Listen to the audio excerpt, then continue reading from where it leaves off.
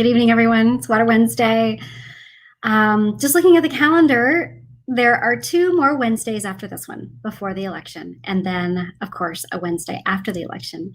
And I think I'm going to try to have one the day after the election. We'll see how it goes. But it might be interesting just to do kind of a postmortem on the way that the election went for me. And I hope that I come out on the winning side. And I hope that after I am elected to the board that I can continue to do something like this, because I feel like there is a need for transparency and a need for accountability and a need for connection to the community. It's been a wild ride. I'm looking at my phone here because I want to read you something. I just got this message from somebody on Instagram. And some of the things as a woman who's running for office, sometimes you just can't make this kind of stuff up. So here's a message. This guy's hiring, by the way. Here he is. Baby, can you be my sugar babe? I'm ready to help you, and you gonna get paid weekly. I'm gonna send you money for the new month's shopping. Well, that sounds pretty good. I could use some more clothes, although I have no place to wear them. But he just wants me to know, though, he's not interested in any sex or any nudes. Just chat with me every day and make me happy when I am bored and lonely. And you get paid for that. Somebody sent me that message today. I guess he thought I needed a job. Yeah, sometimes you just can't make stuff up. And you just got to laugh, because if you're a woman on social media and you have a public profile, you get those kinds of messages every single day. And men, if you don't know that, now you do. Do better. Do better. That's not appropriate. Just because women are breathing doesn't give you the entitlement or the right to speak to them in ways that you would not speak to someone in public. It's pretty nutty. Welcome to Water Wednesday. I'm Dr. Tiffany Boyd-Hodgson. I'm running for Vallecitos Water Board Division 5. I have held these broadcasts for months now, every Wednesday since April-ish. And the purpose of these broadcasts is to share with you education about water, education about Vallecitos Water District, education about me as a candidate, and also answer any questions that you might have. At the end of these broadcasts, I take questions from the public. Sometimes I know the answer, sometimes I don't. And my pledge to you is to get back to you if I don't know the answer. And I love it when people ask me questions that I don't know the answer to, because it makes me go and find out the information. I'm motivated to do that. I'm not afraid to say that I don't know. There's no ego involved in that for me. It tells me, though, that I need to learn more, and I need to make the effort to do that. So I do, and I get back to the people that ask me questions. So the way that these broadcasts typically work, I've had experts in the field on. Tonight, it's just going to be me. I'm working on a potential roundtable forum, maybe in the next couple of weeks. And I'll be really excited if that comes together. I think you're really going to enjoy that. We're going to bring several people together, potentially including another candidate who's running for another position, and chat about water. And I think you'll find that interesting. I hope it comes together. I hope we can make it work. But we're getting down to the wire, so hopefully we can pull it together in the next few days. So tonight we're going to talk about money. I've talked a lot about money on these broadcasts, and the reason why I've done that is because I find it so absurd and egregious that the sitting incumbent that I am running against in this race has taken so much money from developers. And I also find it interesting that people don't typically know that. So, when you run for office, people give you money. You ask a lot of people for money, and people give donations, and it's just part of the way that campaigns work, because you have to print literature, you have to put gas in your car to go, walk your precincts and things like that to try to meet voters. So campaigns need money. But when you get a lot of money from a single source to the tune of tens of thousands of dollars, and then when you get on the board and you make policy that benefits those people that gave you the money, it's a bad look. That's not transparent. And there's really no other way to slice it, that you're doing their bidding. They've bought you. You have been bought by them. So the incumbent's been on the board for 8 years. He was in San Marcos politics before that. He was on the city council. His gigantic billboard signs say, not a politician, a problem solver, yet he has been in politics for, most of my adult life. And he talks about transparency in the mailer that I got a mailer about him today, which I'll share with you a little bit later. And he talks about transparency and, taking that kind of money and then doing favors for developers. That is not transparent. There's really just no other way to slice it. So I'm going to talk to you about why I'm running. I'm going to talk to you about money. We're going to talk about developer money. We're going to talk about pensions, because that's come up on social media in a few places. And social media, sort of going back and forth in comments, and some people are asking questions in good faith. Some people are asking questions not in good faith. And I know that. I see that. It's not really a good avenue to really talk about things, because it can get derailed or people can misunderstand, and the tone is not there, which is really important when you're talking with people, so that they understand if you say something that comes across in a sort of a weird tone on social media, if you didn't mean it that way. So I'm hoping tonight that maybe some of those people joined, and they can ask me a question, and maybe we can talk about it, because I think this is a better format. It's not ideal, of course. I mean, ideal would be me knocking on your door and introducing myself, and us having a conversation about the concerns that you have. During COVID-19, that's just not safe. So I have not been knocking doors. I have been walking precincts. I've walked a lot of precincts. I've touched about 6,000 people with my precinct walking. I've gotten a lot of steps in. Unintentionally, I've lost some weight, which I wasn't really trying to do, but when you walk 18,000 steps a day, sometimes that happens. And so the purpose of tonight is to just offer a forum so that you can ask questions, and I am going to present a little bit of information. I do that typically through PowerPoint. That's I'm pretty comfortable working in PowerPoint, so I share that, and then we'll go to the questions. These broadcasts are, they're designed to sort of stand alone. So some of the material is repetitive week over week, but I try to interject some new information every single time, so that if you have watched every single one of these, which you're a saint if you have, then you're getting some new information. I try to keep them about 45 minutes. We might run over a little bit tonight, just because I've got quite a lot of information to go through. But that's where we are with this. So I'm going to go ahead and share my screen. And just as a reminder, if you are typing questions in the window while I am sharing my screen, I can't see them, but I will be able to see them after I stop sharing my screen. So let's see. Okay, hopefully everyone can see my screen now. Okay. And I will present it on presentation mode, because I think that looks a little bit nicer. Okay, follow the money, which after I wrote that, it sounds a little bit ominous. And maybe it is. Maybe you'll come to that conclusion after tonight. I don't know, but I'm not trying to be dramatic. I'm just, I think it's important to understand who is funding candidates, and because if you get funding from certain people and then you do them favors, then that is not transparent. Okay, so let's start.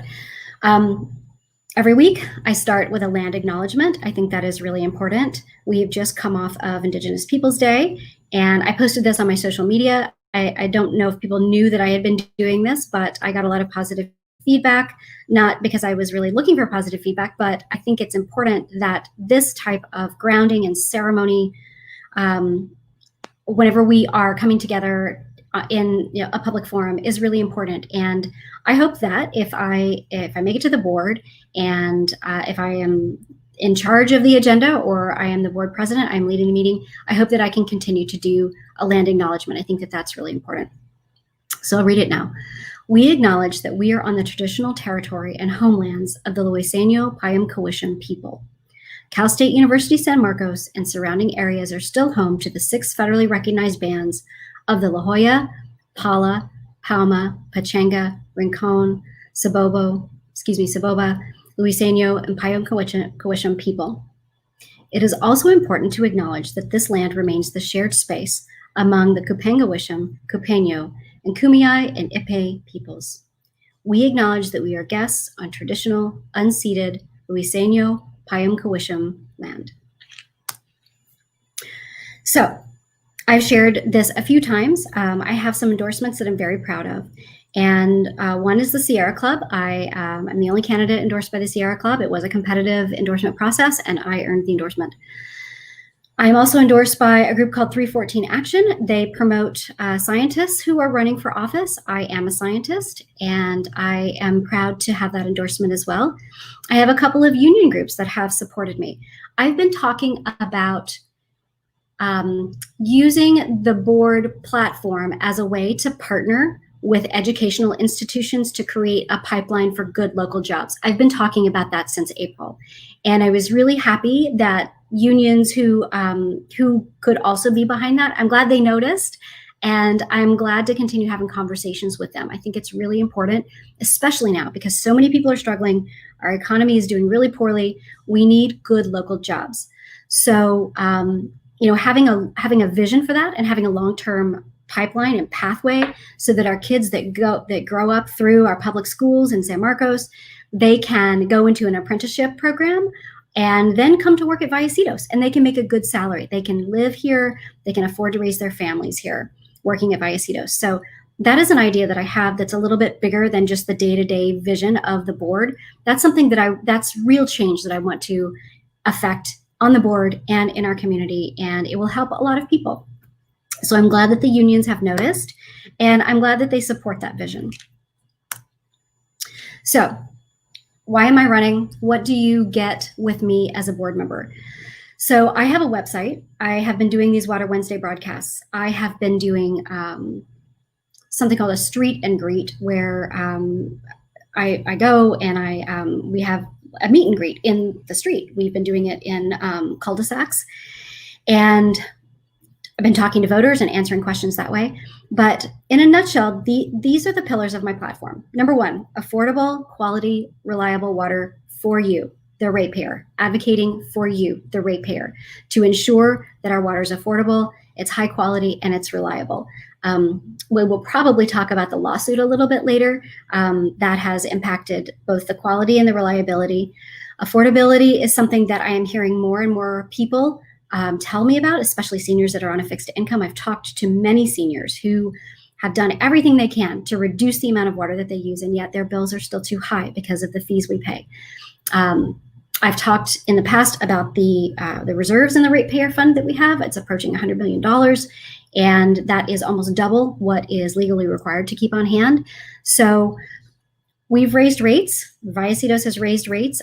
They raised them in February. There is another raise that's expected to go into effect after the election, conveniently. And we need to have a discussion about that. We need to have a discussion about how we can bring down the cost of water. Why do we have so much in reserve? Why did we pay $6.1 million for water that we didn't receive? Who's going to get that money back? Will some of it go back into your pockets? If I have anything to say about it, I'm hoping that it will. That's what I will work for. No developer subsidies, no developer money. I am not taking any developer money. I do not believe that we as ratepayers should be subsidizing development. I do not believe that we should be doing the bidding of developers. My obligation to you, if you elect me, is to you. My obligation is to you, not to developers. That doesn't mean that I think all development is bad. There are very few things in life generally that are that black and white. But taking developer money and then doing developer favors, that is bad. It's not transparent, and it's costing us. And my pledge to you is no developer subsidies, no developer money. I've already talked a little bit about partnering with schools. Finally, I've mentioned that I'm a scientist. I am not a water scientist. I'm a neuroscientist. However, having a background in science means, number one, that I can look at data and I can understand it. Number two, that I'm curious and I think critically about things. And as you'll see a little bit later, the amount that directors get paid per meeting, I don't think it's acceptable if you sit through a meeting and you don't ask important and specific and critical thinking questions, given the amount of money that we are paying the directors. And I hope you'll agree with that. I think that you'll find that surprising. So having a background in science tells you a little bit about the way that I think and my pursuit of data and evidence, not special interests, not emotion, not talking points from a political party. Those are the things that I will use to help make decisions. And listening to you, the people. I've already, on the campaign trail, I've already assembled groups of people that I have heard about their specific concerns and complaints. The roundtable that I'm hoping to do in the next couple of weeks will be sort of a version of that. And I believe in listening to you, and that's what I want to do. I hope that if I am elected to the board, that I will still be able to do some version of this Water Wednesday, some kind of town hall, fully appreciating that I will be one of 5. So it's just my opinion, but there's a lot of room for improvement in transparency and education around the Vallecitos Water Board. Most people don't know that the water board is elected. Most people cannot name their representative. And when you see how much money the directors are getting, I think you'll find that unacceptable. Okay, are you struggling with your water bill? So Vallecitos Water District, to their credit, they have a program that if you are suffering because of, maybe you've lost your job because of COVID-19, you can potentially request a late fee waiver. This program has been presented publicly at a water board meeting, but it is not promoted very well. At the last public presentation of this information, sort of an update on how the program is going, only a handful of people have taken advantage of this. To be fair, I don't know if that's because only a handful have applied. I don't know if it's that the program is too rigorous regarding the documentation that you must provide. I don't know. Either of those things could be the case, or it could be even a third factor. But the data show that only a handful of people have taken advantage of it. And at that same presentation, it was learned that there are about 1,400 delinquent accounts. So there are 1,400 late accounts right now. And that tells me that there are people that are really suffering. So I'm trying to get this information out. Hopefully, if it applies to you, you'll take this action. Call, ask about the safe care special case or special care program. I've heard it called both. I'm not exactly sure which one is the correct name, because I've heard it referred to in both of those ways. And I believe you go through customer service. Please be kind to the person that you're calling to speak with. They're trying to do their job too. So call if you're struggling. Okay, so Division 5. Division 5 is what I am running for. The Vallecitos Water Board it comprises 5 divisions. Each division has a director that represents that division. There are 5 of them. There were 3 up for election this November the 3rd, or now through November 3rd. Divisions 1, 4, and 5. Division 5 is the only contested race, and that's the one I'm running in. So you can see down at sort of the lower left that this is what it looks like on your ballot. And as it turns out, it's right in the middle of the ballot. I'd show you, but I've already voted. I've already sent my vote in, or my ballot in, and I got word today that it has been turned in and received, and it will be counted. But you can see I'm the first person listed right in the middle of the ballot under Vallecitos Water District Member Board of Directors, Division number 5. I show you this so that you can just sort of get your bearings. This is what Division 5 looks like geographically. And on the Vallecitos website, and I encourage you to go to the Vallecitos website because I believe it's a really good and comprehensive website. There's a lot of information on there about what the Water District does, the different programs that they offer, and I really like the website a lot. I think it could be a little easier to navigate, but I don't really have complaints about the website. I think the website does a really good job of providing information. But this is what it looks like geographically. And if you want to know if you fall within this district, maybe you live sort of on the boundary, maybe over here in the lake, or you're not sure what side of Twin Oaks Valley this sort of crude map is on or shows, there is, if you go under Board of Directors, there is a search feature where you can, it's called an interactive map, and you can type in your address and it'll pull up which division you are in so that you can know who your representative is. Okay, I'm not going to dwell on this too much, but this is just a little cartoon that I drew about where our water comes in and where the water goes. Vallecitos is responsible for providing water and sewage. So the water, the imported water comes from the Sacramento and San Joaquin Delta and the Colorado River. We also work through the Metropolitan Water District and the San Diego Water Authority. That's where the majority of our water comes from. And right now we are involved, Vallecitos Water District is involved in a lawsuit about one of the other sources of our water, the Carlsbad Desalination Plant. And as far as I can tell, and this is publicly available information, I've talked about it in the past, and if you would like a link to the article, I can send that to you. But as far as I can tell, there was some repairs that needed to be made at the Carlsbad Desalination Plant. The repairs didn't get made. There was a miscommunication somewhere along the way, and the desalinated water, the mechanism by which the desalinated water is pumped to Vallecitos was shut down. What's just appalling about that is that no one noticed that for 16 months, according to news reports, which I don't even understand.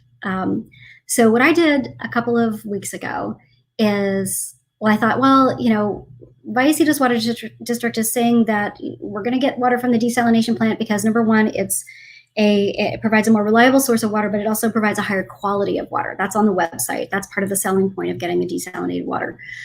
So I thought, if it provides a higher quality of water, then we should be able to see that because there must be a metric to show that, right? So what I did was I went through the publicly available water quality reports. And conveniently, for my purposes at that time, all of the water that's imported from the different sources is broken out in columns separately. So I could see from 2015 to present what the water quality looked like from the desalination plant. So you see where I'm going with this. So what I did was I pulled out that information and lined it up along a timeline based on when we were for sure getting desalinated water. Also looking at the time period when we thought we were getting desalinated water, but we actually weren't. And then compared that also to the time point where we were again getting desalinated water. There are a lot of failure points here, but I will say this, and this goes back to someone who's curious and can think critically on the board. It took me about an hour and a half to do that.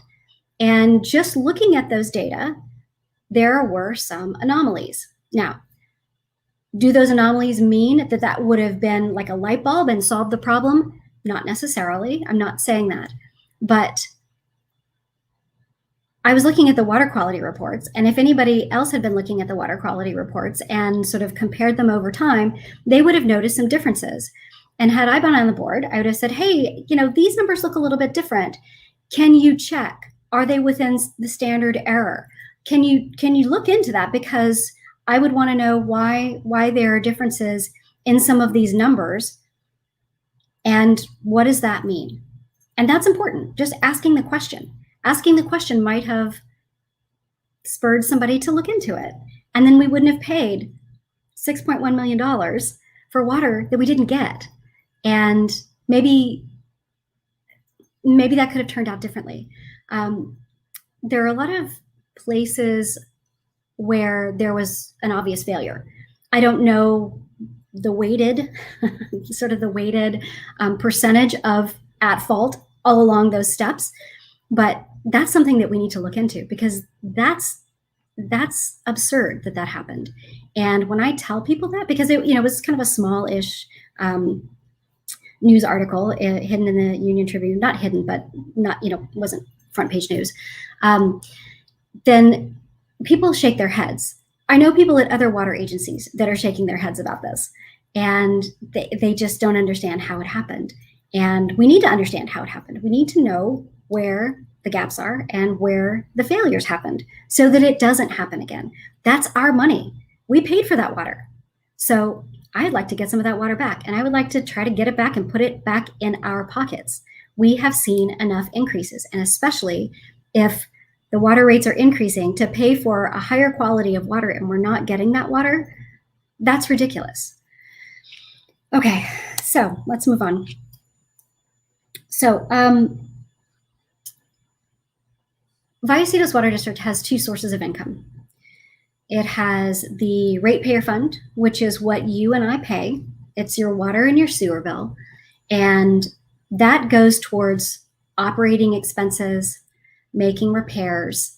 And I'll show you the percentage of that budget a little bit later. There's also something called the developer fund, or it's called developer fund sort of colloquially, but it's the capital facility fees. And when developers want to develop in our area, and there's been a lot of development in our area, they have to pay for that development. They have to pay for that. And the money that comes in also goes towards paying down our debt, towards our debt service. So as opposed to like a school board where sometimes there's a general fund with a bucket of money that can be doled out for different purposes, there's no general fund at Vallecitos because it's what's called a publicly owned water and sewer sole purpose, quote, special district. So it's a little bit different from what you might be familiar with a school board. But these are the two sources of revenue, and the board can control these sources of revenue. That's important. So water rates go up and down that we pay, that's controlled by the board. The facility fees that developers pay, well, as it turns out, that is controlled by the board too. And one of the things that the incumbent did when he got into office was, rather than having the developers pay when construction starts or, sort of as the construction is going on, a policy was implemented so that the developers don't have to pay their fair share, the construction cost for growth, until occupancy. So imagine this. Imagine you were going to buy a house and you said, okay, well, I'm going to buy a house. I want to buy this house, but I'm actually not going to pay for anything until I move in. That's not typically the way it works. You put down a deposit and you pay a lot of fees, and you don't pay once you're actually living there. Once you've started living there, there's some upfront costs. Or imagine that you were doing a kitchen renovation and you hired a contractor and you said, okay, contractor, we're gonna make all these repairs. And the contractor said, okay, great. So I need to do a design for you. And then, I've got to hire folks to do it. And I want you to pay a deposit and then pay periodically. And then at the end, we'll do a walkthrough and I'll collect like the last 5%. That's typically the way renovations go. But what if you said, no, sorry, no, you're not getting a red cent from me until I'm, comfortably in the renovation using everything. The contractor would not do business with you. The contractor would look at you like you have two heads. That is not a sustainable business practice. But that is a board policy that was implemented by the incumbent. And it means that it delays the money coming in as one of the controllable sources of revenue to the water district. Right now, the water district has a $14-ish million deficit in the developer fund. So let's see, I'm going to just sort of go through this. So in thinking about if you've lived in San Marcos for a decade and a half or so, or even not even quite that long, you've noticed that there's been a lot of development. I live in a development. I live in a development that's built in 2013.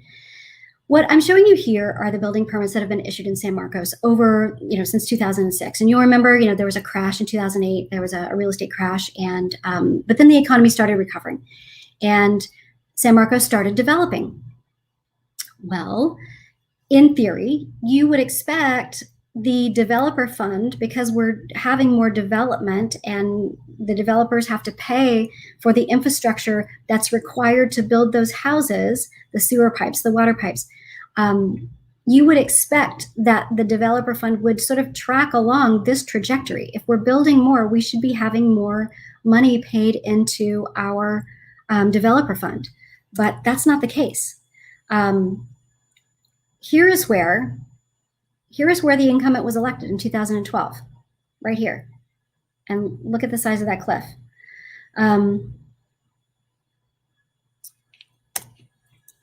So building is booming, but our developer fund is not. And that's in part because developer fees were waived, delayed, again, with that policy that made it such that the developers don't have to pay until occupancy. Then I want to share with you something that I think it's really important that you know.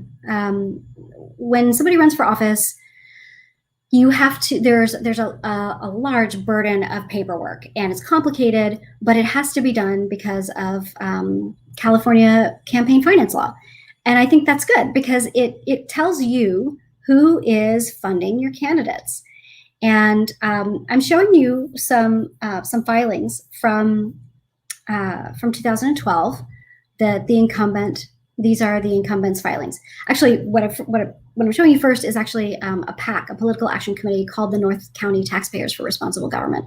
The incumbent sent out a mailer today, and I think 3 of the endorsed people that are listed on his mailer also received money from this group called the North County Taxpayers for Responsible Government. So sounds like a fine institution, sounds like somebody that's, you know, sounds like a group that's going to really advocate for the people. Really what it is though, it's a lot of development money being pulled together, and this PAC distributed money across various candidates all over North County in 2012. You can see here urban villages, Ari DeJong, which I'll talk about in a minute, Seabreeze, Old Grove, and you can see, you know, this is the amount in the filing that I'm showing you here. This is the amount that they contributed. This is the total, like the cumulative amount in the year that they've contributed to, again, this PAC, North County Taxpayers for Responsible Government.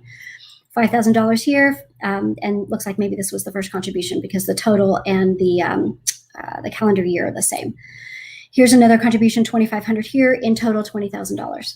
So why is this important? Well, so the incumbent also must file campaign finance reports. And in 2012, you can see here that the North County Taxpayers for Responsible Government paid out to the Committee to Elect Hal Martin for Vallecitos Water District in the calendar year, $30,000. At this time, there were only 9,500 voters in the district. There are about 12,700 right now. 9,500 voters. And you know, you can see that this is not a fistful of cash. It's something. It's, you know, it's something else. I believe this was mail. I think COM stands for communications. So I think I might have that a little bit later. That's exactly what that was. So $30,000 from developers funneled through something called the North County Taxpayers for Responsible Government. This is not something that people often have time to do the research and find. And it's complicated. You have to follow the money. And most of us don't have time to do all of this. But if you look, you can find it. So $30,000 to the incumbent from developers and this group, North County Taxpayers for Responsible Government, and helped him get into office, essentially got him elected into office. So I mentioned that, I mentioned Ari DeJong.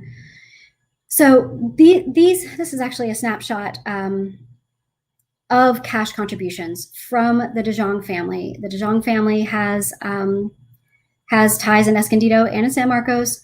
They've been investigated. I think Ari DeJong has actually gone to jail because of environmental violations.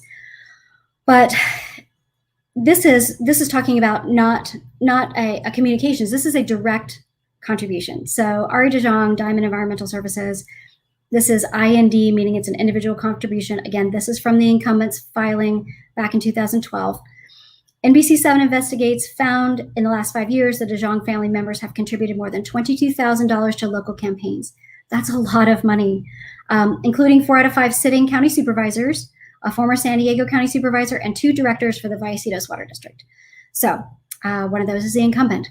The other one is also on the Finance Committee and received that money as well. An additional $15,250 was contributed to the campaigns of 2 directors for the, okay, that's so $15,250.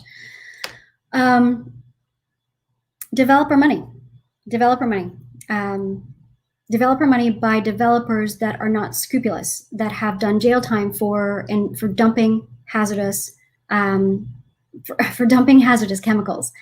NBC7 Investigates found a member of the family behind the project has been convicted of violating environmental protection laws, and that family members have contributed thousands of dollars to county elections. So this was published in June 2020. Okay, so let's talk about the budget. So this is the proposed budget, and I believe it was passed. I don't remember if there were any modifications, but I believe this was passed. This is what was proposed. This was presented at a Vallecitos Water District public board, and those are open to the public. They're the first and third Wednesday of every month.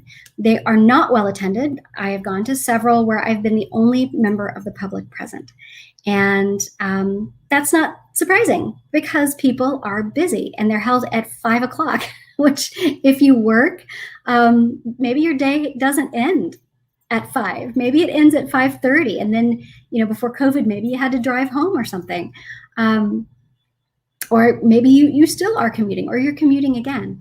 So you can't, of course, arrange a meeting that accommodates everyone's schedule, but these are not well attended, and I think that contributes to why it's been pretty easy for things like getting tens of thousands of dollars from developers and then doing them favors on the board. Why no one's questioned that, and or at least not the questioning hasn't gotten a lot of traction. So getting back to the budget, I want to share with you sort of the breakout of the budget. So remember that I said the ratepayer fund pays for operational expenses. So $56 million, the M stands for million, $56 million of this proposed budget is operational expenses. It's really expensive to run a water district. And there is, a lot of these expenses are fixed. They don't vary a lot from year to year, except they just go up because everything goes up. The price of everything goes up.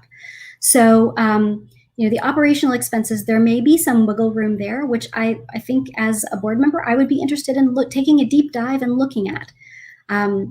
Operational expenses, making sure that we are hiring good quality work, and making sure that there is, that we're training our employees appropriately, that we're hiring from within, that we are, that we're getting out of our employees,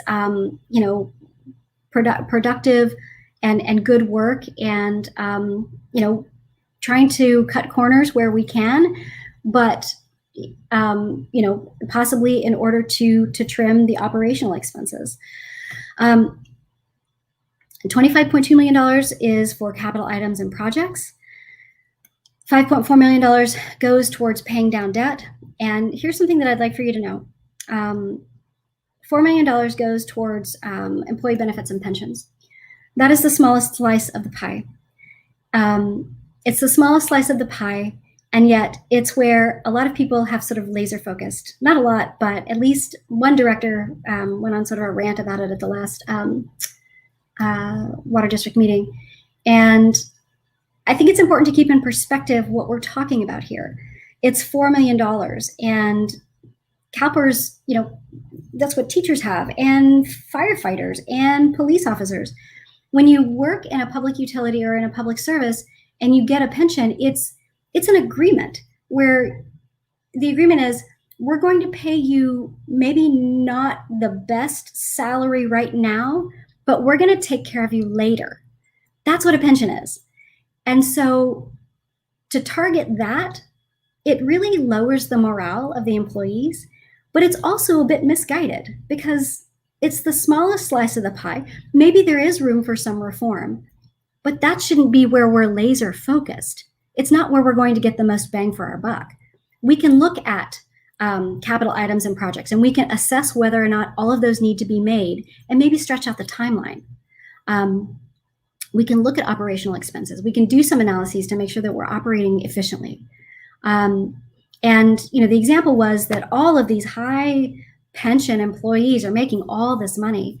The stats don't really bear that out, actually. The stats generally, across all CalPERS, only 4% of employees make a $90,000 or ish pension.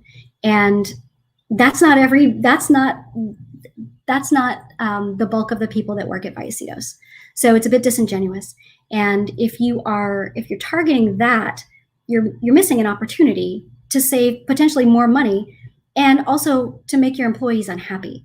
And I've talked to several employees. I actually just walked up to some guys doing some work one day when I was out walking a neighborhood, and I introduced myself, and they said, who are you trying to replace? And I told them, and they were happy.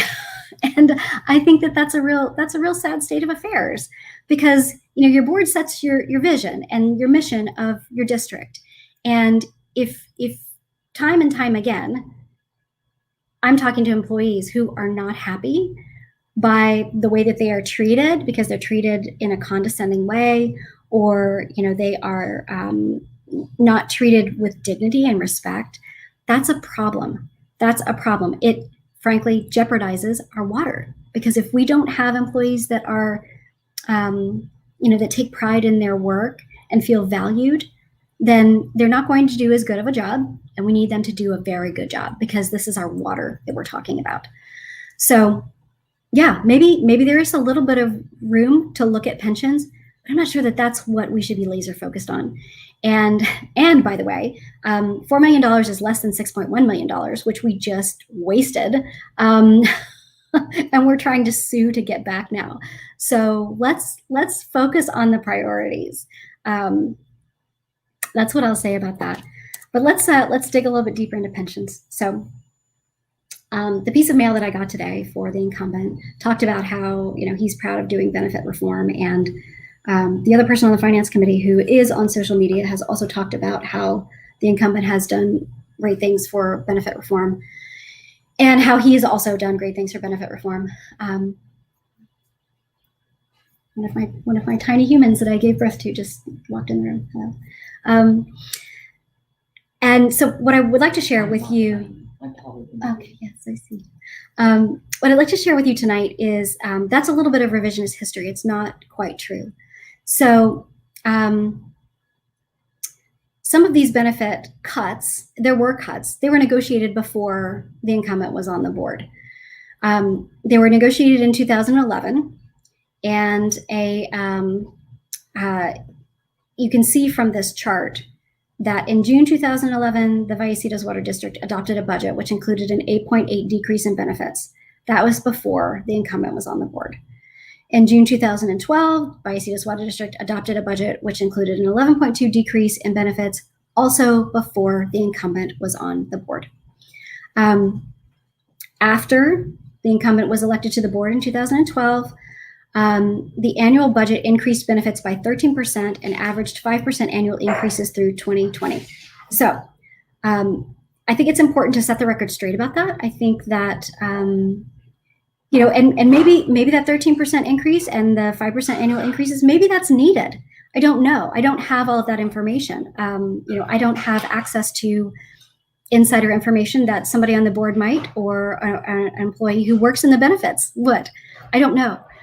But I think that we just need to be mindful about when people are talking about how they are really proud that they have reformed the pension and the benefits. We need to have a look at the veracity of that, number one, and then we need to talk about what are we really saying, and is that where we need to be looking? Because if you're focused on reforming benefits rather than some of the other places where I believe we could probably shave off some money and get a better bang for our buck, and also not decrease employee morale, I think maybe we need to look at those too. So pension and benefits, it's complicated, and it may need restructuring. It may need a hard analysis done, but that's not something that I can do as a layperson running for this board. I don't have access to that information, but I can show you this. I can show you that, in fact, some of the benefit cuts that happened right around 2013 and 2014, they were already negotiated before the incumbent was on the board. And since he's been on the board, they've increased. So I'm changing gears just slightly, or switching gears. So I was at a street and greet the other night, and someone asked me, well, are you paid when you are on the board? And I said, yeah, you get a little bit of money per meeting that you go to. And, that was my understanding. And I agree with that, because I don't think people should work for free. I really don't. And I thought, yeah, it's a nominal amount. It's like $200. You go and you work through the issues, and maybe you go to 3 or 4 meetings a month. And so it's nice. It motivates you to do the work, to get the job done, to investigate and pay attention and do your job. I had no idea. And I'm just sort of expressing my shock right now. I had no idea that that Vallecitos Water District directors are paid what they're paid. As shown here, this is one, and full disclosure, I don't know if this is representative. It may not be, but I inquired about per diems and expenses, and this is the information that was sent to me from the district. So it's representative of 1 quarter. It's April 1st, 2019 through June 30th, 2019. What I have shown you here is the monies paid out to the directors over that period of time. And you can see that the payouts ranged from about $6,500 to over $14,500. That's in 1 quarter. So where does that come from? Well, that comes from us. And, it's debatable about whether or not you think that these payouts are too much or too little. That's a fair debate. But I think what is important is, now that you've seen this information, what do you feel like as a ratepayer you should be getting in return? What was what you get in return from your board members? Because we're not talking about the price that you pay for water. Is what you see from your board members, do these values align with you, with the money that you now know is being paid out? So down here at the bottom, it says, about $45,000, but it's highlighted over here that, some of this money actually came from the San Diego Water Authority or the Encino Wastewater Authority, or the Encino Wastewater Authority or the San Diego Water Authority. So I sort of guesstimated it's about $43,500. This is in 1 quarter. Again, I don't know if it's fair to multiply this times 4. Because I don't know if this is representative. This may have been just a particularly expensive quarter. I don't know. I haven't had time to do that research. But think about this. Now that you know, and if you had not been engaged in this campaign until now, 8 months ago, could you name your representative on the water board? Did you even know that your water is governed by a board of directors? Have you ever heard from your representative on the water board except 3 weeks before the election? What do you think this money should get you? I think that is a legitimate conversation. And it's, to my mind, it means that there should be transparency. There should be regular public outreach. And I understand the meetings are public. That's the counter to that. Well, we have public meetings. Yes, you do. That's right. The district does. But they are, as I mentioned, they're not always easily attended. You can watch them, but they're not usually up and available in a timely manner in which if you had an issue, you could bring it up to your board member. What should you be getting from your board, knowing that this is the kind of money that we are paying for, or that we are paying? What should you be getting? And I think that's really important. What I've tried to do during this whole campaign, and I think it's pretty obvious, is elevate the awareness of people about the water board. And win or lose, I think I've accomplished that. There are more people that are engaged about water now. There are more people that want to know answers about their water. They want to know where the water comes from. They want to know about this lawsuit and how that could have happened. So that's a win for me, because water is extremely important. I believe that it is a human right. Water is life. And now that at least someone's talking more about water, people are more engaged. But your average person is just busy. They're homeschooling their kids right now. They're trying to work. They're trying to do a million other things. So as an elected official, you have to go to them. You have to meet them where they are. You have to try to talk to them and provide multiple avenues, not sort of an entitled sit back and, well, if they want to know, they'll come to me. That's not the way you serve the public. So I think what you will see with me on the board is a fervent effort to make sure that if I'm being paid to sit on the board or attend a meeting or attend a conference, you're going to hear about that. You're going to know what I learned. I'm going to share that with you because it's interesting. And it's not going to be, 3 sentences at the meeting. Maybe it's a report. Maybe it's a white paper. Maybe it's a slideshow. Maybe I get to do, something like this, like a town hall once a month or something where I talk to you. Maybe I invite you in and we have roundtables where I continually have a dialogue with you. That's what you'll get with me. You're not getting that now with anybody. And I would like for you to think about that, because you're paying a lot of money. And the return on investment, from my perspective, and according to people that I've talked with who can't name their elected official, didn't know that their water is governed by an elected board, they're not getting a good return on their investment either. All right, so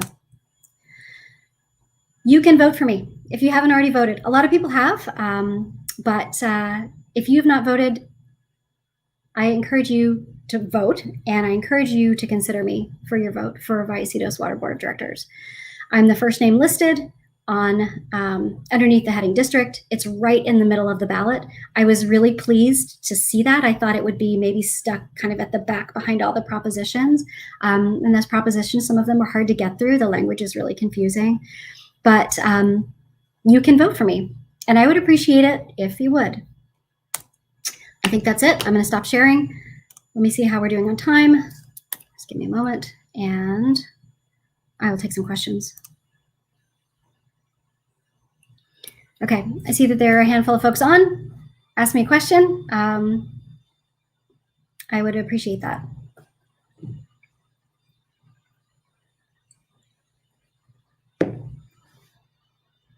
Any questions?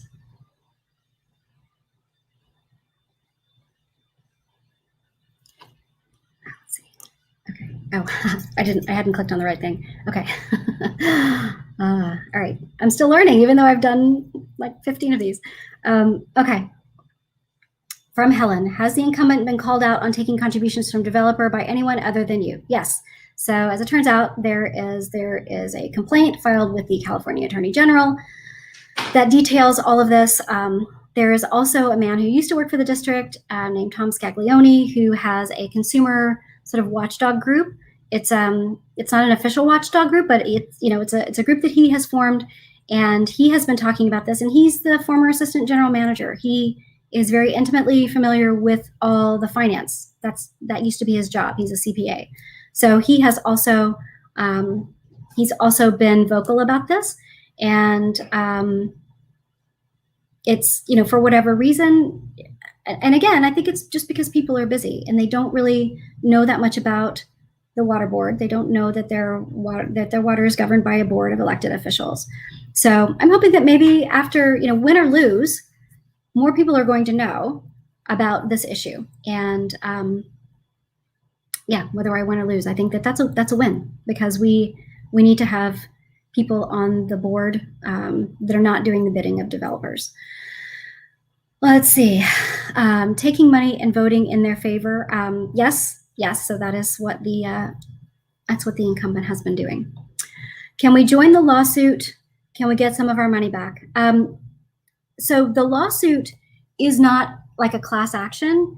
It is, it's a lawsuit that Vallecitos has actually filed with the Metropolitan, against the Metropolitan Water Authority. And so more details are coming out, and of course there are two sides. There are two sides to the story. I've just recently learned sort of what the Metropolitan Water Authority's side is. It also doesn't make sense. It just seems like there are so many levels of failure here, and it's not good for our water district to be fighting with the place where we get 55% of our water. But apparently there were attempts at mediation. Depending on who you ask, those attempts were in good faith or not. It's messy. But the bottom line is this. As someone who would be elected to the board to represent you I would be elected by you and to represent you, my interests are your interests. So getting some of that money back, yes, that is something that I would work very hard to do. And I don't think that any of the other directors, I don't think any of their constituents would be like, yeah, we don't want that money. Everybody needs money, especially now. So trying to get that money back. I don't know exactly how we would do that. I don't know how that would work, but it feels like you are owed money. I don't care whose fault it is. It feels like we are owed money because we paid for water that we did not receive for 16 months and nobody noticed, to the tune of $6.1 million. So yes, the answer is yes. I would like to try to get some of that money back, but that particular lawsuit we cannot join. I'm not a lawyer, so I don't know if there's a possibility of a class action lawsuit. I don't know, or a consumer type movement. I don't know, but I think that would be a little bit different. But the lawsuit is between Vallecitos and the Metropolitan Water Authority. Okay, someone is voting for me. Thank you. What can we do? Show up with a group at a meeting. And I've never known that that if you clicked on that you could see the comments. I'm not sure if anybody else can see the comments when they're just coming in on the side, but here's one that was just clicked. What can we do? Show up at a group meeting. So yes, the answer is yes. I've spoken about this in the past. I am a former school board member, and I can tell you that when you're sitting in a school board meeting and there is a room full of parents, and one after the other are speaking about an issue, you listen. It puts pressure on you to do something, and that's how you make change.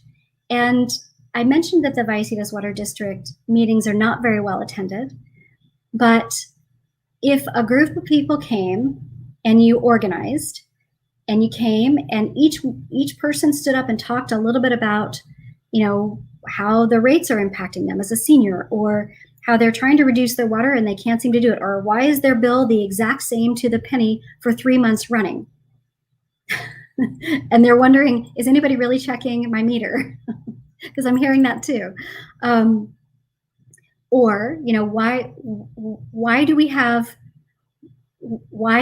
people working that didn't know for 16 months that we weren't getting the water that we supposedly paid for? Because that's the line of Vallecitos, that we paid for desalinated water. It's a higher quality. We should have been getting that water. We didn't. So now they're suing to try to recover the money that we paid for.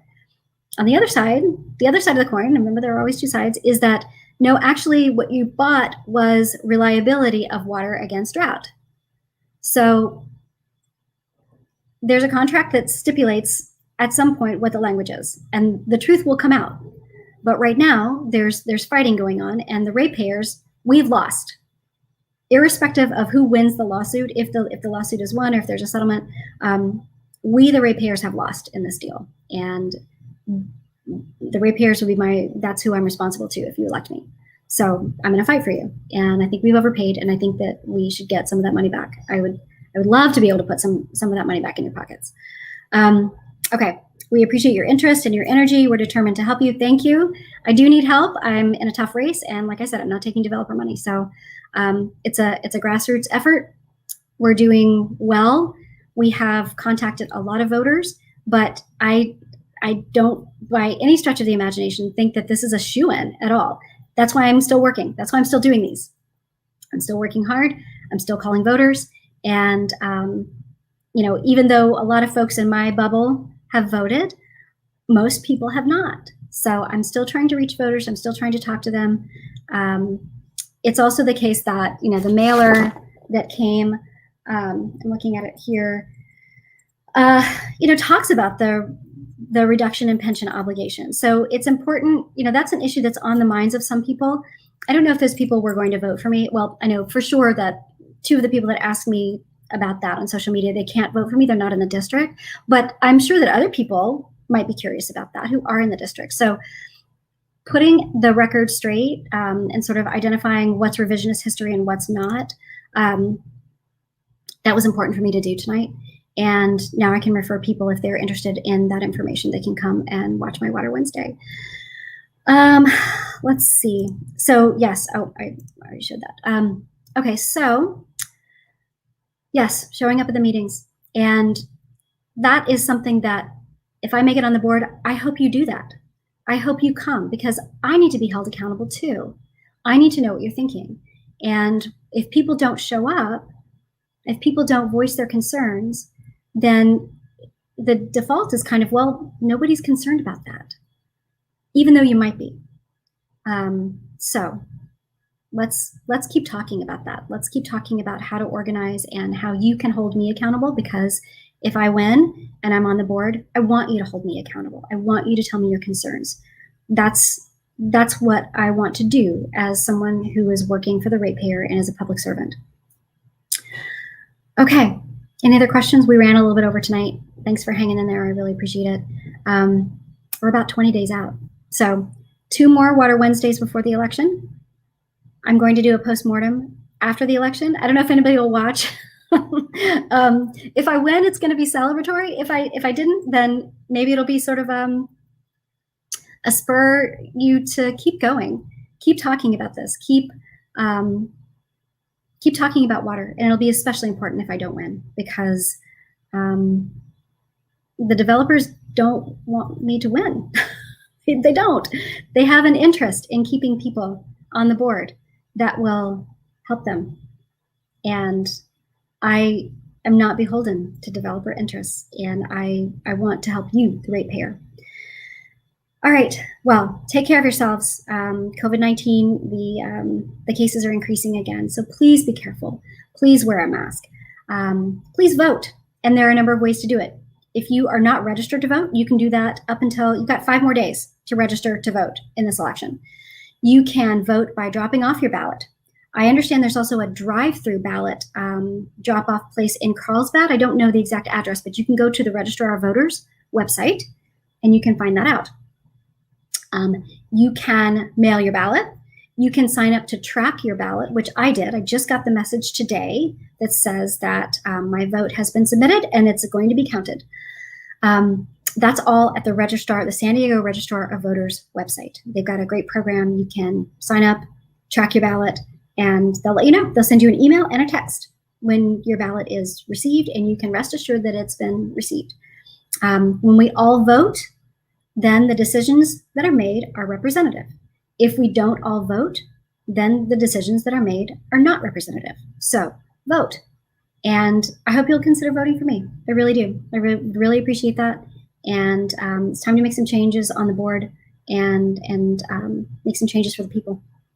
All right. Stay safe. I will see you next week if I don't see you first before then on social media. All right. Good night, everyone.